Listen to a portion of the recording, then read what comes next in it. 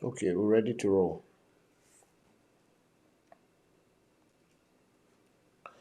Hello and good evening to another episode of Tuesdays with the Ambassador of Hope. And Merry Christmas to you. I hope you've had a wonderful time, relaxing, celebrating the birth of our Lord and Savior, Jesus Christ. Whether he was born in the middle of May or the end of January, it really doesn't matter. What really matters is he came. Thank you, and God bless you. I'm here today or tonight with, should I tell you? You know already. And incidentally, today happens to be our 41st wedding anniversary. So we want to share a little bit of our lives. She's going to talk more than I would do. And then we're going to pick up a few easy questions and then we'll call it a day. Welcome to my program. Thank you. This is the time that I hand over everything to you, most things to you. So it's all yours. The ball is in your court. And so that is how it's going to be tonight. Listen, before we go on, I want you to pick up your device and I want you to share to at least 10 people. Can you do that right now? She says it all the time that if it is worth hearing, it's worth sharing. Can you share? Let's do that. I'm going to share to a few people and I want you to do that. Remember, we are live on Facebook. And then we are live on YouTube. Can we do that right away? I'm sharing. So whilst we are there, I want to welcome Susan, Brampton, Canada. Good to see you here. Richard, Pastor Richard, the land of the 10,000 lakes. Welcome. Joyce, good evening to you and welcome to the program tonight. All the way from Nashville, Tennessee, Pastor David Nkrumah. President is in the house from Canada. Sam Easy, Sam, good to see you here. Merry Christmas to you, Ajua. Lola is here. The Most Reverend Joasma, you are here. Daniel the Eagle from Dallas, Texas. Thank you for coming up. Ella, God bless you. Adam, God bless you. Adams and Rachel, you celebrated your 10th wedding anniversary this past week. Congratulations to you. God richly bless you. So let's do that very quickly. Then we're going to get into the business of the evening where I have the opportunity to just sit back and let Mommy speak.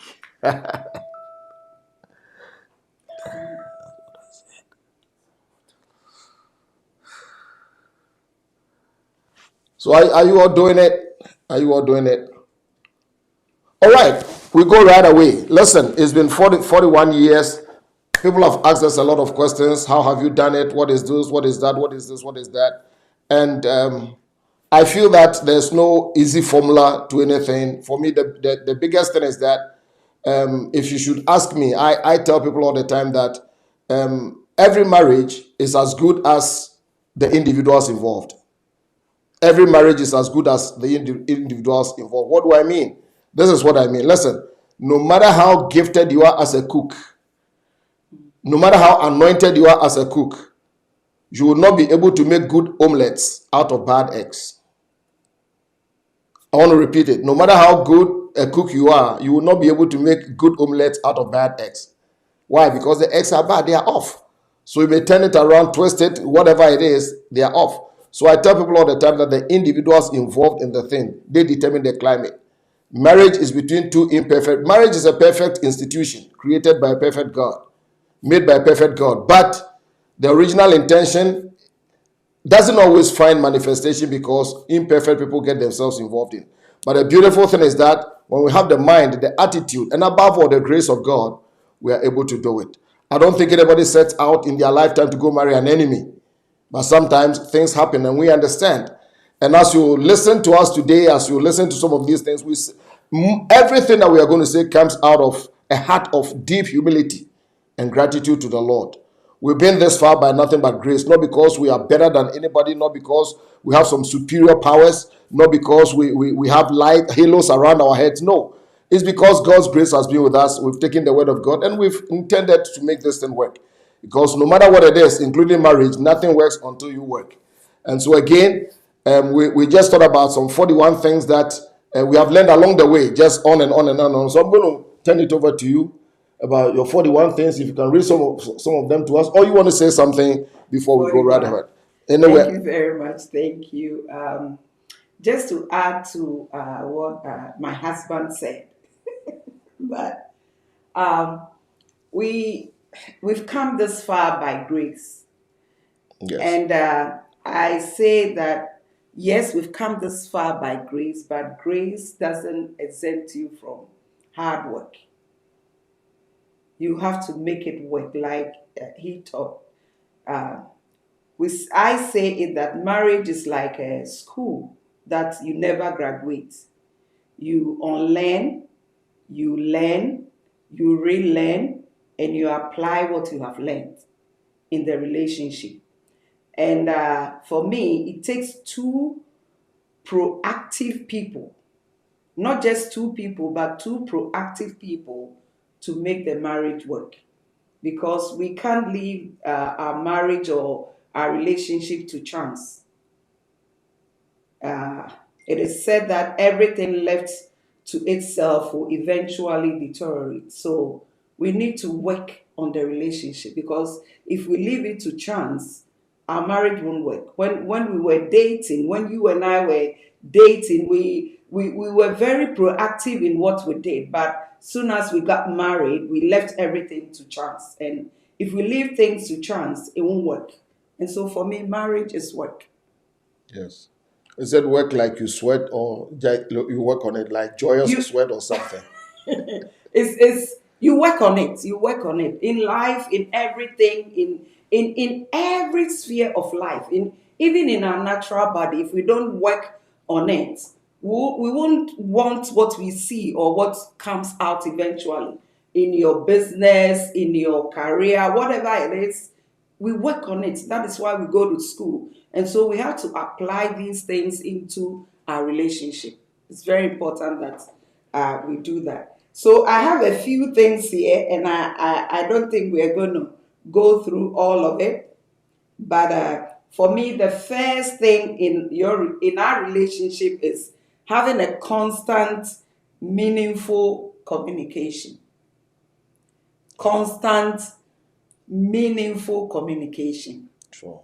It's very, very important Can that you unpack it a little bit? um, communication for me is the lifeline of every relationship. We have to talk about things. Yes, we may not agree on everything, but at least we have to talk about it. Sometimes when things need to be talked about, we tend to sweep it under the carpet. We don't say anything about it, and we expect it to go away.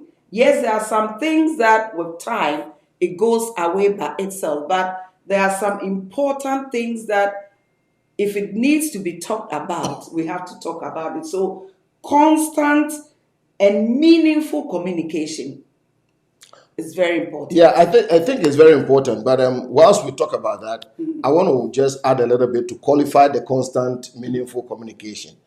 For me, in communication, for me, in communication, timing is everything. Timing is everything, because men and women are wired differently. Men and women are wired differently. And sometimes men, what I realize being a man is that men normally are processors. They take their time. That is why if you tell a man, would you paint this wall for me? And the man says yes, and you ask when, and he says tomorrow. In the mind of the man, tomorrow could be anything between 2 years and 10 years, and that is tomorrow. And so if you say, you said tomorrow, so what I tell people is that you must understand how you are wired in your communication efforts.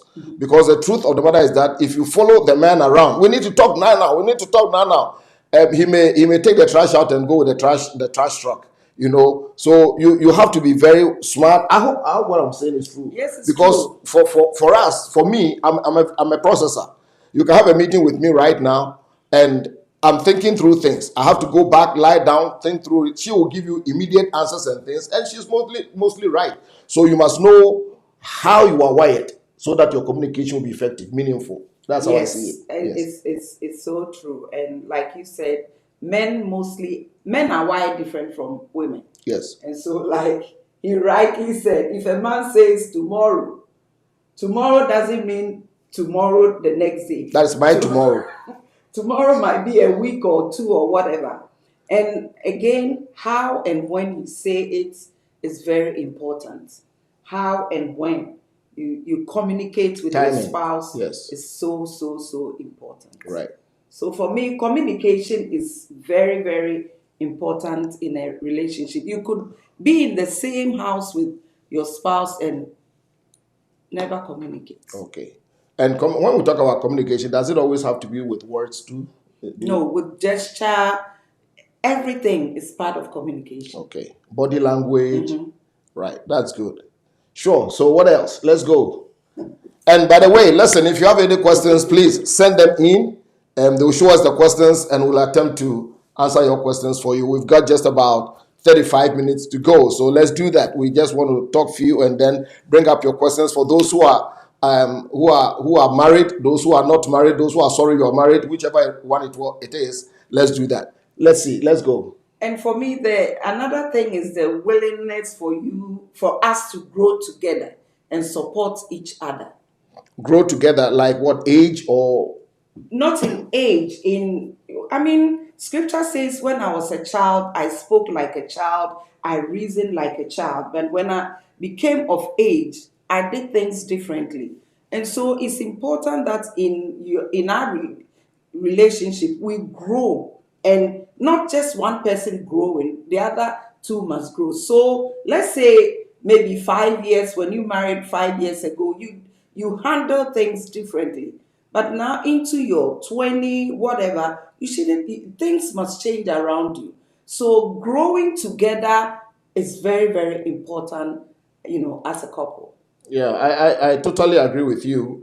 We all grow in many aspects, in our thinking, in our talking, in our thought processes, in everything. In short, the English will call it maturity, isn't it? We all mature together, and we may not have the same pace, but at least everybody must be seen to be making the conscious effort to mature, so that if you used to be angry 7 days a week, the next year you should be angry maybe 6 days a week until like I'm kidding, but you get my drift. That is how it is. So there must be a thing to grow together.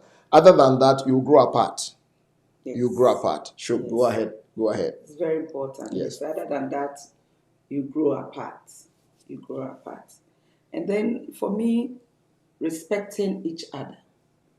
Respect is very, very important in a relationship. Respecting each other publicly and privately. Right. Yeah, it is true. Mutual respect should be there, where you esteem the other person highly.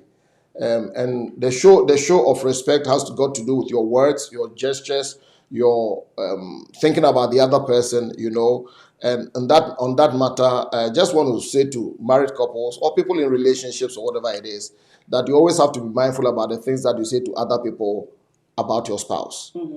Because sometimes when people get angry, sometimes when people get upset, they find referees and they go say some very uncharitable things about the other couple. We have determined never to do that. I have never done that, and I don't intend to do it this side of heaven. If you're not able to talk about it right away, I think wisdom demands that you have respect for the other person, and then when it comes to respect, you also have to respect your spouse's needs and the way he or she is. Yes. And that is one thing that we have done. I totally respect the way she is. Maybe my sleeping habits may not be like her sleeping habits. My other habits may not be like her habits. So I respect the fact that apart from the fact that we are one flesh, we happen to be individuals too. So you also have to respect the boundaries, whatever it is. You have to give respect to that. And it makes it work. It's one thing I think we've done very well. Yeah, and you see, sometimes we also belittle other, your spouse's needs. You think, you might think it's something is insignificant, but to your spouse, it's very, very important. So again, respecting, and like you said, respect their needs and not to belittle their needs. That's brilliant. I hope we're doing okay. Let's see if we have a question here. Do we have any question? Then we can go right ahead. All right, Mama, I think you have to go ahead because I don't see anything here now. So let's go. And back to communication, sometimes we are not good listeners.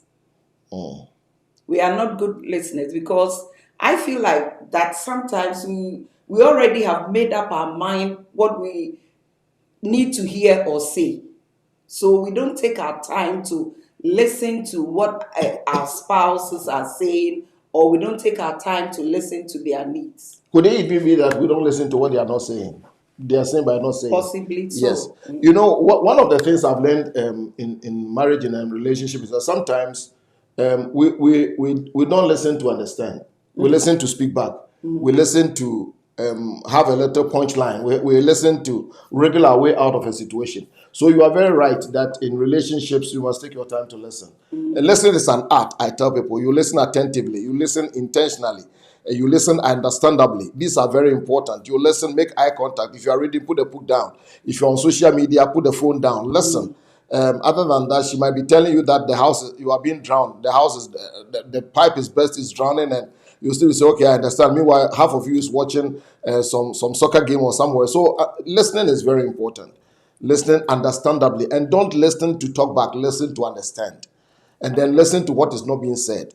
So it's very, very important. Communication is everything for me. That is what Mom has said. We try to do our very best with that. Yes.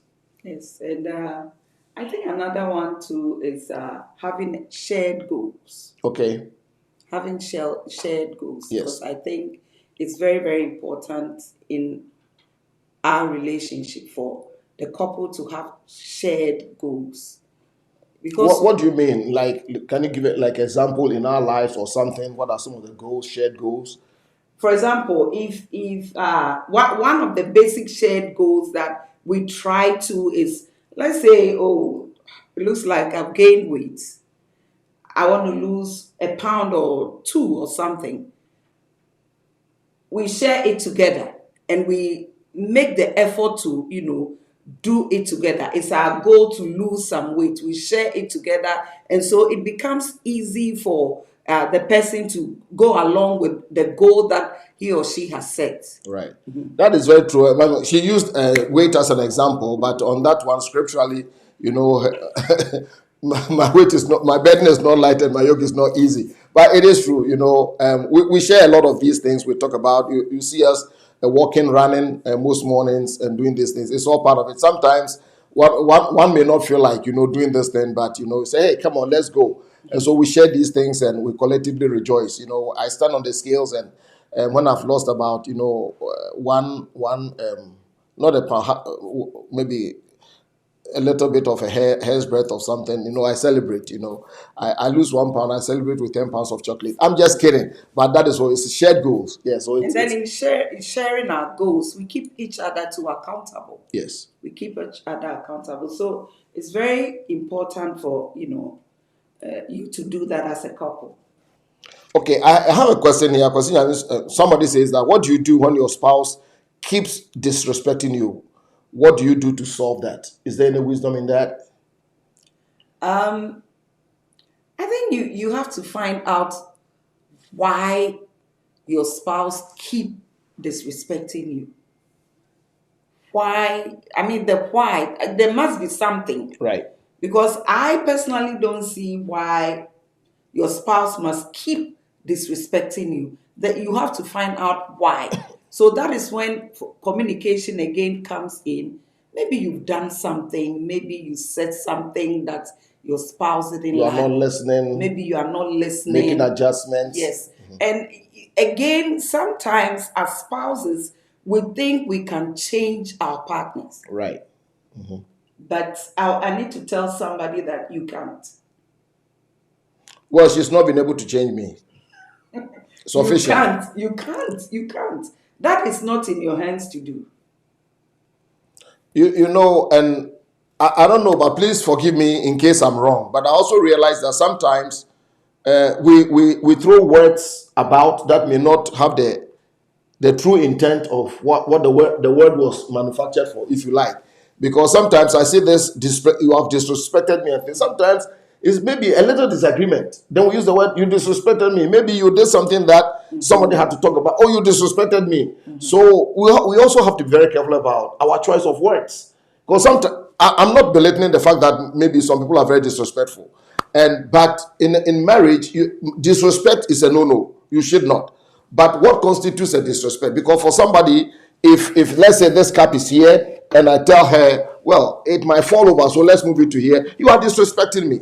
That may not be it. So let's also be cognizant of the fact that we have to have our own internal mutual definition of what disrespect is all about. But if the person disrespect, as we all know that disrespect is, Mommy said it, there has to be a reason. Maybe it's the person's upbringing. Maybe that is who they are. And I hope you saw it when you were dating. If you go to church, which I trust you do, you may have to talk. You may have to talk to, not to friends, but to trusted counselors and leaders who may try to help him or her. That is how I see that. Yeah, yes. I agree to what you said. And again, it comes down to communication. How and when to can lead to disrespect. Sure. Well, somebody said, what if they are simply disrespectful too? And then that is what I've said then. I don't know how you can go about it because, again, Mommy said that there are people that you can't change them. If you're a Christian, for me, I believe that we have strong authority on our knees. Yeah. Not to change people, but to ask God to help, to influence that person to a change. Does the person have a mentor? Does the person have a pastor? Does the person have somebody that is respected, that both of you respect, that may want to talk to your spouse? These are all this, because sometimes I realize people get married and they cut everybody off. It's also a danger. I'm not saying you must run helter-skelter to anybody telling your matters all the time, but you must have people in your life, and I want to talk to young couples that are coming up or people who are intending to get married. Please, please, please make sure you have trusted people, respected people in your lives that in case you hit turbulence, they may come in handy. Because no one is an island. Sometimes people get married, it's just the two of us. And I've seen as a pastor, I've been a pastor for 40 some years, and I've seen people, they get married, they are young, and they cut everybody off. It's us, and especially today's generation, it's us, everybody knows nothing. If they knew nothing, they wouldn't be sitting here after 41 years. And so I want to strongly counsel you that this life, everybody needs somebody needs somebody. And so don't cut people off, because one day you may have to go back to people. So if the person is simply disrespectful, you may have to talk to somebody. Yeah. You may have to talk to somebody. I'm sure no matter how disrespectful a person is, there might be at least one person they may respect. Go ahead, ma'am. I also think that enforcing boundaries is also important in a relationship. Boundaries, offload for us, boundaries. I mean, your no must be no. Okay, to your spouse? Especially when you think where your spouse is leading or heading towards might not be good for your family. Explain yourself properly to your spouse. That is where communication comes in. But then you have to enforce it, pray about it, and enforce the boundary. Okay, how do you enforce it? Let your spouse understand that I think it's not the right time for us to make the decision. Okay. Especially to the man. The man should explain to the woman why he thinks that it's not the right time for you to make the decision. Okay. And of course, the woman might also come up with her reasons. But as a man, you are the head of the house. So enforce the boundary in such a way that, okay, yes, it's a good decision, but I think it's not the right time for us to make the decision. Okay. And stand as a man. That's good. That's good. Let me give a personal example on this. She's laughing, and anytime she knows exactly what I'm going to talk about. I'm not, because of reason of what I do and who I am.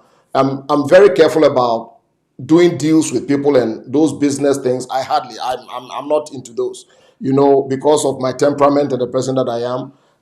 I'm not into those. But once upon a time, somebody really sold me a certain business idea, blah, blah, blah, talked me into it. So I came to tell her, she looked at me and said, it is not a good idea.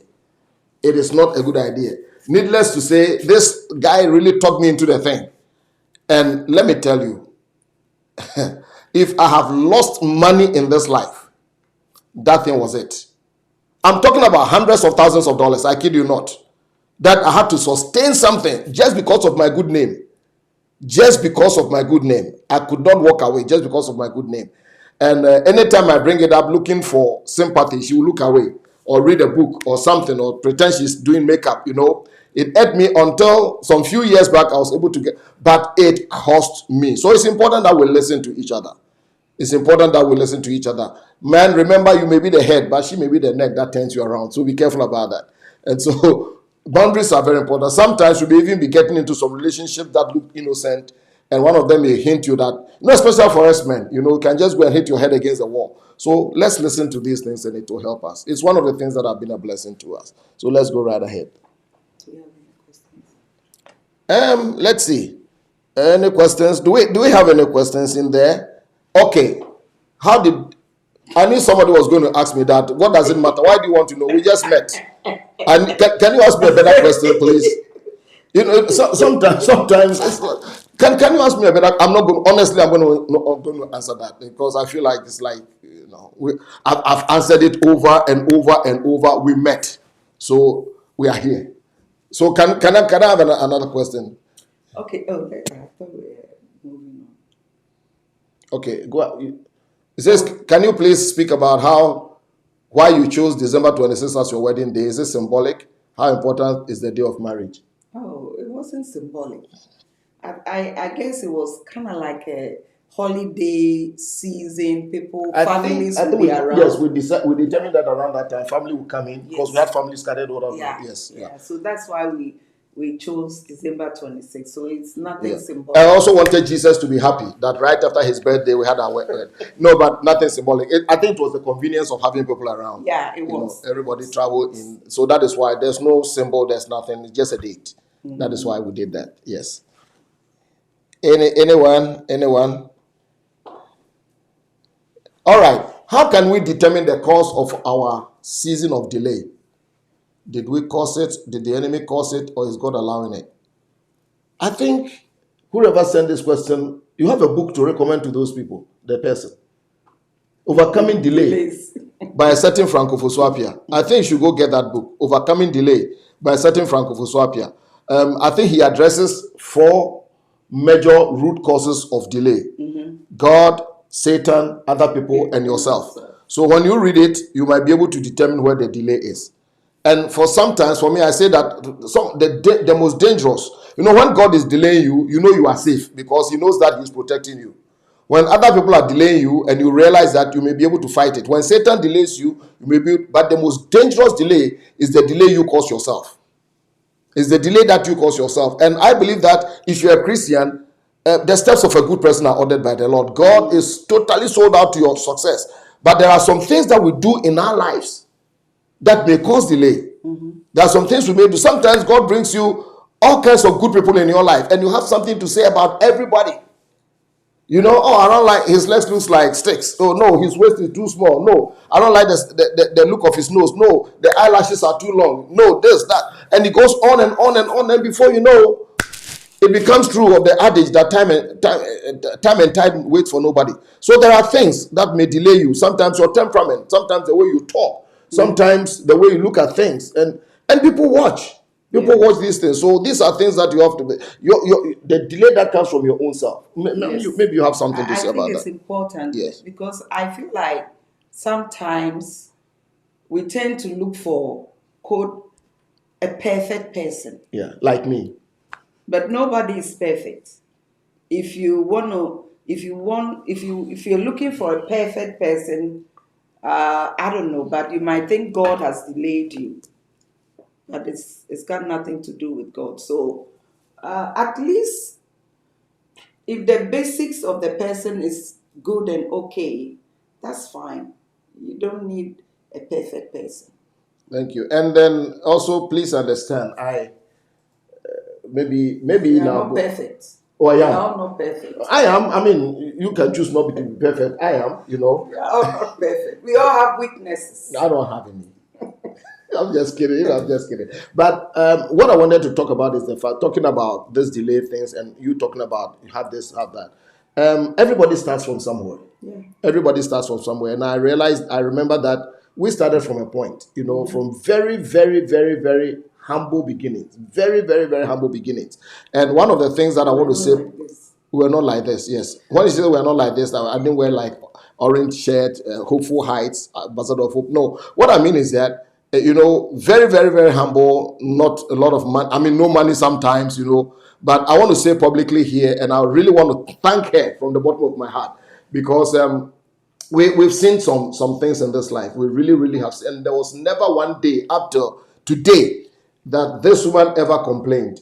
Not one day that she ever complained in our lives that we don't have money, we don't have. Even when she was pregnant with our first daughter, Nana, in those days, Ghana, where we were, was like the most difficult times in our history in Ghana, because there had been a military coup. There was no food. Of course, where she worked, mercifully, where she worked in the ministry, I think she was whether a secretary or something to the minister of that region or the governor. She had access to a little bit of food, and people wouldn't let us rest. But we went through a lot. We really went through a lot, but never a day did this woman complain. Never a day did she. In fact, migrating to the United Kingdom, it was another ball game. But I've seen this woman quiet, stoic, supportive, and I want to say thank you. Thank you for this. I say publicly, thank you very much that you were there. So, process. That's what it is. Let's go. Somebody, let me. Honorable says that, Daddy and Mom, how did you both identify your temperament, and how had it helped?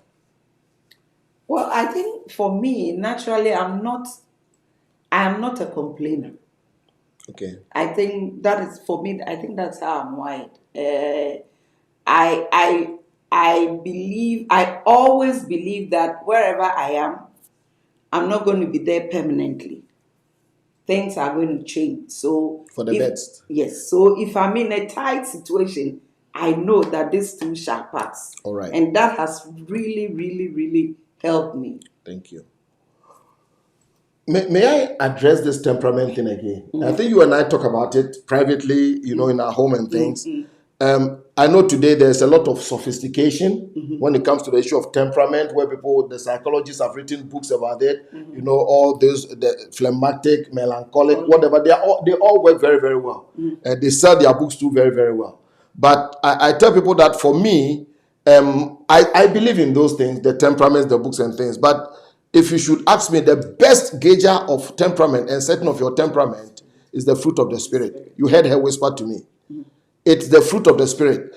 When we were dating and things, we never went for premarital counseling. No. Nobody premarital counseled us. We never had premarital counseling. Never did we. My pastor just called and said, this one will be a man of God one day. She said, yes, will you marry? And that was our lives.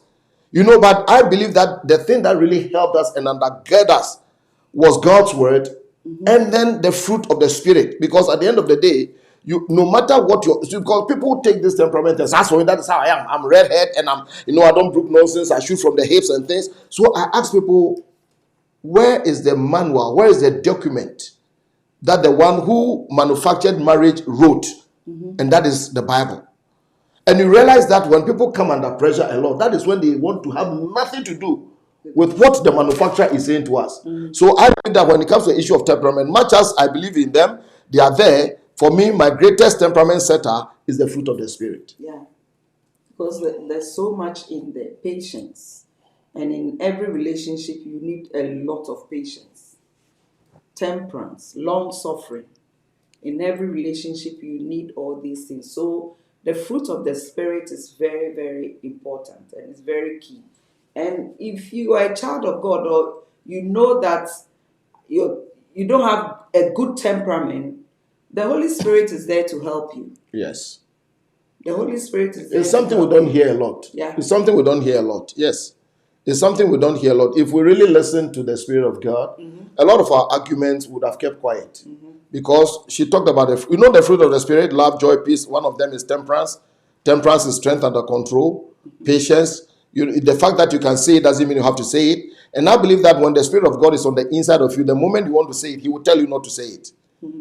So much as I believe in all those temperament, the phlegmatic, the melancholic, and all those things that people have written so we can buy them to make money, I believe that God's word is very, very important. May I come into about one of the things, because maybe some people may wonder, they look at us today, we lead churches, we lead organizations, we are the limelight, which may not be something that we like all the time. But I believe that one of the things that maybe you speak into that, apart from everything, has been the simplicity of our lives. What do you say about it? Do you reckon that? Because sometimes when people are like the way we are, I've seen people who don't have maybe the scope of influence maybe 1/10, and yet they become so huge you can't touch them. But can you touch on that? How we have carried ourselves with people, the way we have seen ourselves, mind, humility, simplicity of mind. I think, I mean, bottom line, we are humans, and so we try to be ourselves. For me, I've always, and you've always been yourself. I it's yes, we have a lot on our plate. Yes, we do so much, but we try our best to be ourselves. So if you are close to us, we know that you know and realize that this is who we are. I, for one, I don't know how to fake. I try. I don't. It's true. I don't really know how to do it. So I guess maybe that's part of my temperament. I don't know, but so if you do something to me, let's just hush it and move on. And once we move on, we move on. And what about me? I don't know about you, but What don't you know about me? I want to. He ordinarily people think is because he's a pastor, he talks a lot, but he doesn't. I don't know. He's very, very, very quiet. Very, very, very quiet. In fact, the first few years when we got married, for me, it was my challenge that he was too quiet. But, with time, apart from the fact that he's very funny and all, he's a quiet man. He's a quiet man. I'm glad you told people that, because sometimes when I tell people that, they don't believe me at all, because they look at the one holding the microphone or the sense of humor, the preaching, and they think that is how I am. So now you heard it from, is it a horses or lions, or from Mary's own mouth? You heard it from her own mouth. Honestly, that is who I am. I just, so sometimes when I'm in a crowd or I'm in places and I don't talk, people might think, oh, he's arrogant, but it's that. That is who I am. He's so very quiet. She told very, you. Very she really quiet. told you. It's only when I get at the lights and these things, then the ministry aspect. Somebody's asking a question, and I want you to answer that. Says that, how have you managed and maintained ministry, marriage, and family life at every stage? How have we done that? I think number one, it's by the grace of God. That one, I won't take that credit to myself. God has given me the strength to, maintain marriage, maintain ministry, maintain family. And then number two, and if you are part of All Nations family, I say it a lot that you have to be intentional. Intentionality is very, very important. If it's family time, it's family time. If it's ministry time, it's ministry time. You have to be intentional. We have to be intentional, even to set ourselves apart to take a break for ourselves. And so intentionality is very, very, very important in everything that you do. Right. You can't just leave it to chance that, things will work. No. And I have to tell you, I'm happy in my relationship. I'm happy with my family because I've always been intentional. Right. So that's your answer for you. Somebody also asked the question, and I'm going to hand it over to you too. Yeah, it says mommy and daddy, but I'm taking out the daddy. Okay. I've redacted the daddy, so it's mommy. How do you handle disagreements in parenting? Well, well, I feel that, parenting is a full-time job. Parenting is a full-time job. And I believe that, especially for those who live in these areas of the world, your challenges are different from those who live in maybe other places in the world. They are totally different ball games. You have to know your children. You have to know your children. And you have to know who they are, because if you're not very careful, the children can easily put a wedge between both of you. Yeah. We quote Proverbs 22:6 a lot. Train up a child in the way they should go, but when he's grown up, he will not depart from it. So we assume that if you put the child in the children's Sunday school, take them to church when they grow up. That's not true. The true, if you read it from the Amplified version, it says that train up a child in the way they should go, in keeping with their natural bent. In keeping with their natural bent. What is it? Every child is unique. Every child has their own personality. And so you have to know who they are, and then you channel it. and make sure that the children don't hit your head together, because they may come and ask you, "Ma'am, can I do this?" and you say no. They'll go to dad. "Dad, can I do this?" So normally when our kids were growing up, they come and ask me. I ask them, "Have you asked mommy first?" And so they realize that I'll ask. So it goes on. Make sure that your children don't drive a wedge between you. Other than that, it's going to go on and on and on. And when they grow and they leave home, you are going to find out that you don't have a friend that you live with in the house, because they may be the only ones who hold you together. Somebody asked this question again. Yeah, go ahead. Go ahead. At the end of the day, you have to be on the same page. Yes, on the same On page. the same page. Yes, on the same page. Somebody said, "How can I know who to marry? How can I identify my soulmate?" You may be the one to answer this. This one, I plead the fifth. How can you know who to marry? Yes. I guess there are so many things. But bottom line, whoever you are, dating or whatever, for me, the big light that you should look out for is the peace that you have. The peace on your inside. On your inside. Okay. Not the one you manufactured. But, no, okay. The peace on your inside. Okay. It's very, very important, because if you are with the person and there's no peace, there's so much agitation, you need to rethink about the relationship. So for me, that's the peace that you experience on the inside is very, very important in the relationship. Okay, that's brilliant. Somebody has a question that goes back to the disrespecting again, and that maybe it says how do you handle dating somebody who comes off as disrespectful in how they speak, but the person doesn't realize it. It may be to his or her upbringing, and others complain a lot about it. And after you have conversation with that person, the person doesn't see anything wrong with how they speak. Well, then it's up to it's you a red to flag, decide. isn't it? Yes, it's up to you to decide. If you can live with it, it's up to you. It's up to you, because whatever you see in the relationship when you're dating, whatever you see when you are dating, for me, it gets worse or it magnifies when you get married to the person. So if you know you can't live with it, then you have to make the decision. But if you think you can, then it's fine. It's up to you. Yeah. For me, I think that is where dating, courting, whatever it's called, comes in. That is a season that the two of you get to know each other. You don't like, quote unquote, like private dictator investigate, blah blah blah. But you with wisdom get to see to that point where you feel that yes, because you can't nilly-willy say, "Hey, I want to marry you." You have to find out, because you're going to live with him for the rest of your life, and so you have to know. And there are things that will come up. That's why in those times, to please be prayerful, prayerful, and ask the Lord to make you the right person for the person. You know, I tell people that there are some things you have to look. Is the person saved? You know, is the person sane? You know, because there are people that walk about, and trust me, they are not sane, especially when they get angry. And if you are dating somebody, and when I say this, sometimes preaching, people laugh, and I wish they don't. You know, and the person hates you once. The person hates you once, my friend. If you are not yet married, if the person hates you once, I'm going to end there. ... dash, fill in the gap. It's a red flag. It's very important. Don't do it.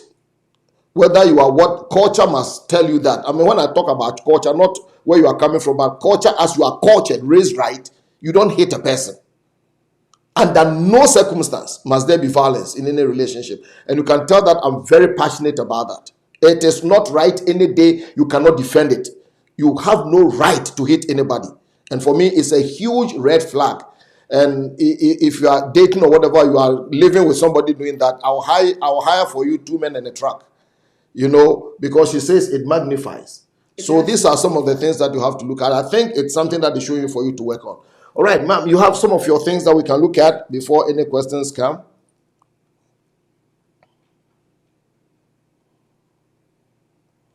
And I think in relationship, you should know what your spouse likes and what he or she does not like. Okay.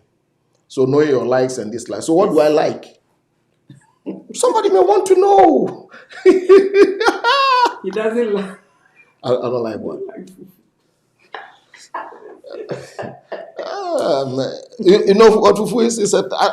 For He me, likes his own space. Fufu is what put plantain flavored chewing gum. Yeah, I like. Go ahead, Let's do that. Yeah, it's plantain flavored chewing gum. She says I like my own space. Yeah, go ahead. Tell Yes, me. you like your own space. Right. And for me, I think it's a good thing. Sometimes I also like my own space. Yes. And so you have to learn to, give your spouse their space. It's something you want to be alone sometimes. Yeah. I think it's something that she's done very well, like giving me my space. And I think often it's also out of my temperament, not liking talking too much. I'm a contemplator. I think a lot. I read a lot, and I like my quietness. So that is it. That is it. Can we take a couple of questions more? Then we will see how it goes. Do you have any questions, ma'am? Yeah. I've been looking at it. Okay, we have one up there. In our generation, how can we vet a potential suitor? This, my dear, is your question. I think we talked about it. Okay, vet. Okay. What vet in terms of? Maybe they want to know. So I think it's dating, isn't it? Yes. Yeah, it's dating. You have to date, look at the person, what he likes, what he doesn't like. I mean, in your conversation, in talking, things will come out. And that is when you decide whether this is for me or this is not for me. And may I come in there while we talk about that? Because sometimes I realize, for me as a pastor, sometimes people will come to me and say, "Oh, do you know Mary?" And I tell people yes and no. Yes, I know her, and no, because I don't live with her or with him when they leave church. Mm-hmm. So it's always a danger. I try to get myself out of it. And then maybe I ask why. So while I'm thinking about Mary, we are dating, I want to know if she's good. She's good. It's one thing too that I tell people that good is relative. Yeah. The person may be a good person, but is the person good for you? You get it? The person may be a good person, but is the person good for you? Don't forget that. There's a difference between being a good person and being good for something. Mm-hmm. Because for you may want a tall person, a short person, striped, polka dot, whatever. There's nothing wrong with you having reasonable expectations of who you want to marry. Reasonable. Because you start right now and say, I want a billionaire. I don't know how long you're going to wait for that billionaire. I don't know. God works in mysterious ways. His wonders to perform. But, I want a billionaire or I want... You have to be reasonable. But there's nothing wrong with knowing what you want. Because if you don't know where you are going, any road will lead you there, you are probably there. So that is the word vet is... I don't know. I think it's a strong... It's a strong word. Yeah, vetting is a strong word. Maybe you just want to find out which one is good for you to arrive at a decision. It's important that you do that. That is why prayer and all these things come in. Sometimes the man might seem like the woman might seem like the good person, but through prayer, something will come up that might be hidden. Okay. Well, somebody is asking that how do you deal with each other's pet peeves? I'm sorry. Just ignore. Because they have it. There are things that, that is what it is. That is what let me give you an example. You don't know when you came in for that, right? No. No, we are very, very different personalities when it comes to organization. Mm-hmm. True or false? True. Like personal organization. I'm one that would dress the bed even before I wake up out of the bed. And that is me. I think sometimes it's even to a fault. It's crazy. I like all my ducks to be in a row, that kind of thing. She is almost like the opposite. And I believe that if it were some other people, they'll get into a fight all the time. But I've learned to accommodate the fact that she is different, I am different. You see what I mean? So there are some things that we've got to ignore. And on that, somebody... We are not perfect too. Yes. We are different. We work on our differences. And our differences complement each other. Yes. Completely. Our differences complement each other. Yes, completely. And then it comes to a question that has been asked, that how do you determine what issues to address and what to overlook? Oh, there are some... I guess it depends on your spouse. Right. It depends on your spouse. If there are some issues that you might think, oh, this is nothing. But to your spouse, it's something. Right. So if it's something to your spouse, we have to address it. Okay. And for me, then it comes to respect again. You don't want to, belittle Thank you. I like your statement, Beleto, because that was what was on my head. Now, it doesn't matter. Maybe it matters to you. It matters to your spouse. Yes, very important, very important. And then one of your daughters say, I know that the man is the head of the house. How do women learn to be the neck to grow with one another? I mean, it for me, as a woman, yes, the man is the head of the house, but as a woman, you can learn to, I mean, without the neck, the head can't move. Right. But you do that with wisdom. Wisdom. You do that with wisdom, because wisdom is very, very important to you as a woman. Right. As a woman, you do that. And at the end of the day, whatever you do in the house as a woman, you are doing to build the house. Okay. Not for your own personal gain, right, but to build the house as a team. Right. So it's very important that as a neck, you turn it with wisdom. Right. Listen, we've got a few minutes left, and this is what I'm going to do. Sorry, I'm going to put you on the spot, but I want you to look into this camera, and in a minute or so, speak to somebody. I'm going to give you a couple of categories of people. Number one, speak to somebody who wants to make their marital relationship better. Speak to somebody who has been through a marriage that did not work. And then speak to somebody who is looking to marry. Look in the camera and tell somebody something. I want to tell somebody who is looking for your marriage to work that it's not late in the eyes of God. Once you decide to make it work, it will work. And like I said earlier on, it takes two. It takes two proactive people to make the marriage work. If the both of you decide to make the marriage work, it will work. It doesn't matter where you are in the marriage. If the both of you decide to make it work, it will work. And I want to speak to the one that is looking for a partner? Yeah. I want to tell you that God has not forgotten about you. I was speaking to somebody today, and she made mention of the fact that, it looks like these days we can't find men like my husband. And I told her that there are still good men around. And good women. There are still good women around. You pray and God will lead you to the right person.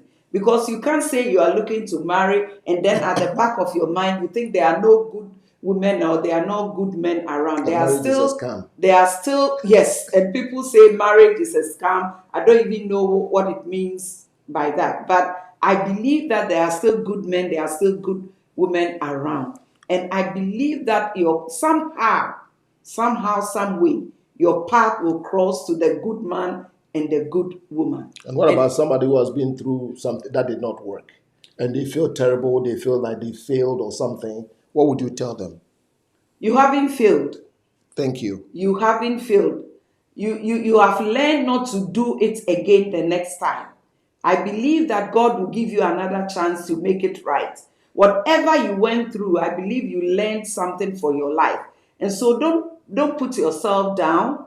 You haven't failed. You are still worth it.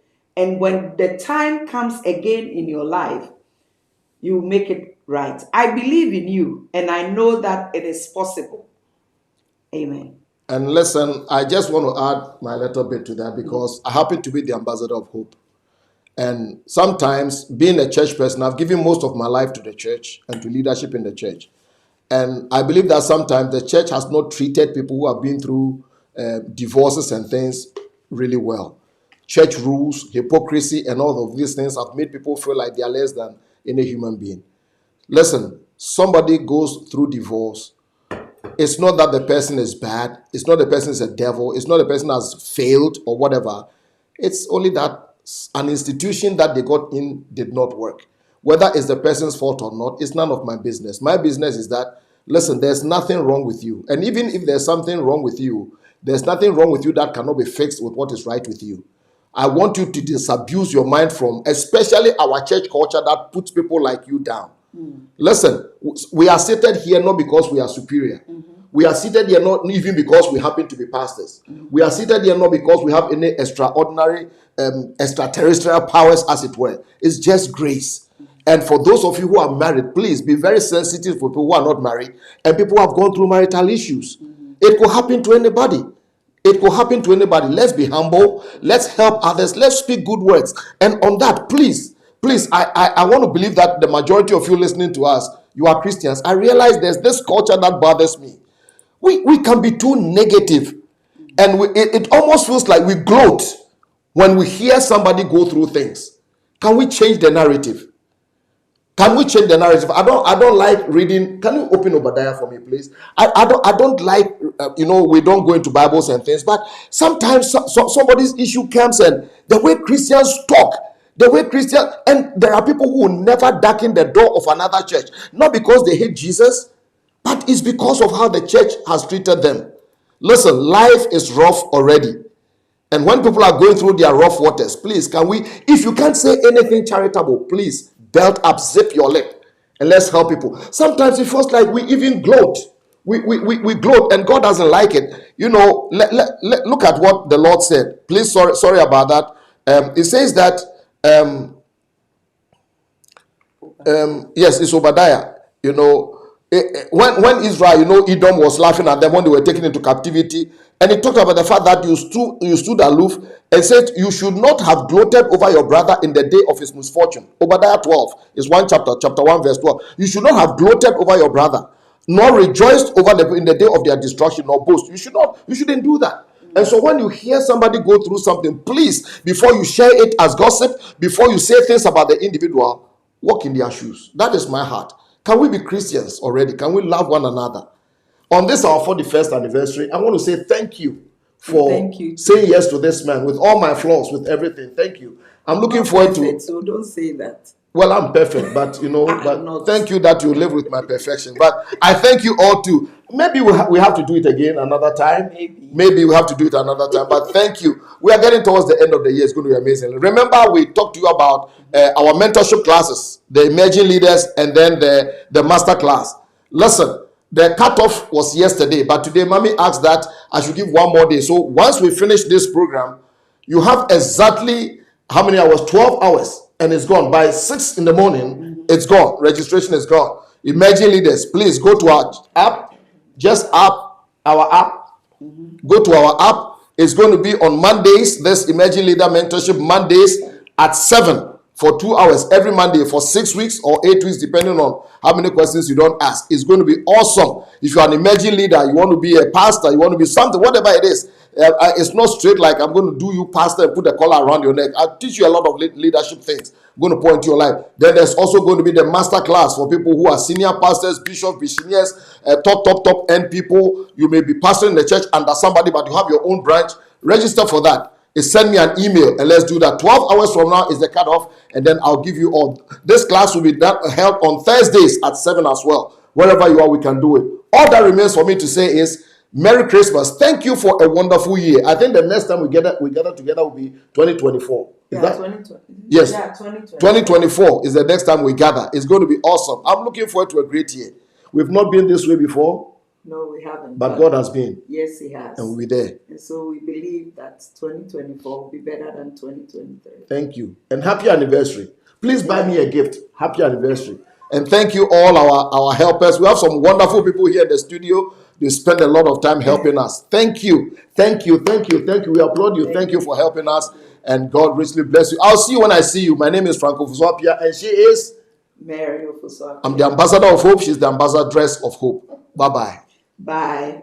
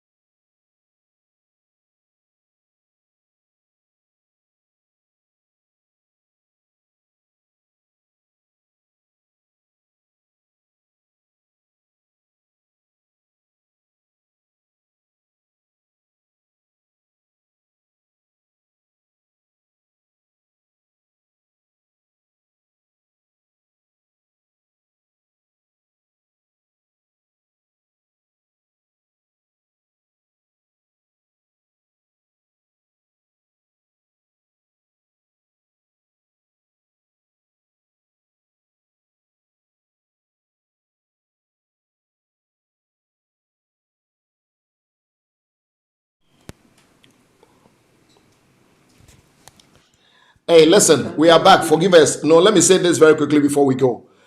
Just as when we're getting off, my team just told me they've got about 80 something questions that people have asked that we didn't address. How many questions? 20. Oh, 20 something. Oh, sorry about the 20 something questions that we didn't address. So you know what? I think on Friday, can we come back and for maybe 30 minutes address those questions? Well, it depends if the people will come. Yes, everybody in our staff says yes, yes, yes. So maybe Friday we're going to put a flyer out there. Let's take the 20. If you have some more questions, please send them, and then we can arrange them. This time we're not going to just do the questions. So Friday, maybe same time, around 6, same time, and let's do that. So enjoy our photos as it rolls. So we'll see you on Friday. We'll send a flyer out there. Thank you for coming back. Bye bye.